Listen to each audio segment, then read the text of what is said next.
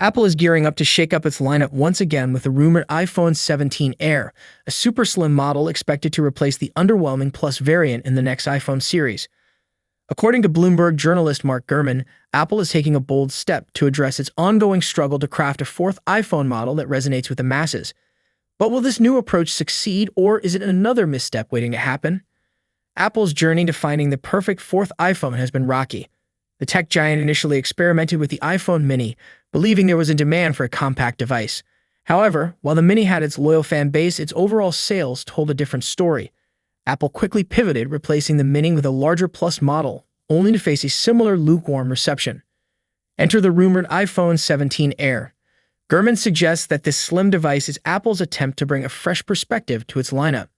The concept draws inspiration from the MacBook Air and iPad Air, both of which sit comfortably in the mid-range tier of Apple's respective product categories. These Air products are designed for users who don't need top-tier specs but still want a high-quality experience. Apple hopes the iPhone 17 Air will capture a similar audience, a niche that values sleek design and practicality over cutting-edge performance. Apple's decision to go slim may seem logical on paper. The MacBook Air has been a massive hit, carving out a space between entry-level MacBooks and the high-end MacBook Pro. Likewise, the iPad Air serves as a bridge between the standard iPads and the premium Pro series. The iPhone 17 Air is expected to follow this formula. A mid-tier device with solid features, but without the frills of the Pro and Pro Max models. It's rumored to pack cutting-edge specs like the A19-chip, dynamic island, and a 120Hz refresh rate display, ensuring it stays competitive in terms of performance. However, it won't have everything. Reports suggest the camera setup will be scaled back, possibly featuring only a single rear camera.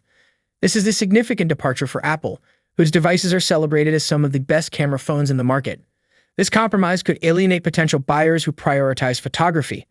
Despite Apple's intentions, Mark Gurman isn't optimistic about the iPhone 17 Air's chances. He points out that both the Mini and Plus models flopped, and he fears the Air could follow the same trajectory. According to Gurman, the challenge lies in translating the Air philosophy from laptops and tablets to smartphones, where user preferences differ significantly. In his words, the only alternative iPhone that will sell well is a foldable model. Gurman believes a foldable iPhone, rumored for release in 2026 or 2027, might be the only way Apple can break through its fourth model dilemma. It leans toward extremes, either affordable entry-level models or ultra-premium devices. And for those holding out for a foldable iPhone, the wait continues, with rumors pointing to a release as far out as 2027. Apple's next big leap might still be a few years away. For now, all eyes are on the iPhone 17 Air to see if it can live up to its promise, or if it's another short-lived experiment in the ever-evolving world of smartphones. Samsung has finally removed all doubts about a new Galaxy Z Fold model arriving this year. If the leaks hadn't convinced you yet, today's announcement confirms it. The Galaxy Z Fold Special Edition is real, and it's arriving soon. But now, the big question is, how does this special edition differ from the Galaxy Z Fold 6, which was released just a few months ago? One of the first differences between these two foldables is their availability. While the Galaxy Z Fold 6 is available in various markets around the world, the special edition might be harder to get. Samsung has only announced it in South Korea so far, with plans for it to reach China next. If you're in the West or other regions where the Galaxy Z Fold 6 is sold, you may not see this special edition on store shelves anytime soon. Samsung describes the special edition as the thinnest and lightest Galaxy Fold ever made. Measuring just 10.6 millimeters when folded, it's slightly thinner than the Galaxy Z Fold 6, which comes in at 12.1 millimeters. Additionally, it weighs 236 grams compared to the Fold 6 239 grams. Not a huge difference, but notable for those who prioritize portability. When it comes to dimensions, the special edition is wider than the Fold 6, both when folded and unfolded. This difference gives it a broader display, making it more user-friendly for those who are used to regular smartphones. The unfolded dimensions of the special edition are 157.9 142.6 x 4.9 millimeters, while the Fold 6 measures 153.5 x 132.6 x 5.6 millimeters. The wider design also leads to different aspect ratios. The special edition boasts a 2018 aspect ratio for its main display, while the Fold 6 uses a more traditional 4:3 ratio. This wider layout offers a slightly better experience for tasks like multitasking or viewing content. Samsung hasn't revealed much about any potential upgrades to the displays. However, we do know the special edition has an 8.0-inch main display and a 6.5-inch cover screen. In comparison, the Fold 6 has a 7.6-inch main display and a 6.3-inch cover screen. Both phones likely support 120 Hz refresh rates, but Samsung hasn't confirmed this. In terms of durability, the special edition is made with Gorilla Glass Victus 2 for extra protection and features a distinctive stripe pattern on the back. Its frame is made from armor aluminum, ensuring it stays tough against everyday wear and tear. One surprising difference is the lack of S Pen support on the Galaxy Z Fold Special Edition. Samsung confirmed this on their South Korean store page. On the other hand, the Galaxy Z Fold 6 does support the S Pen, making it the better choice for fans of Samsung's iconic stylus, even though it requires a separate purchase and doesn't have a built-in slot for storage. If the S Pen isn't a priority for you, the Special Edition might still be appealing, but it's worth considering this omission before making a decision.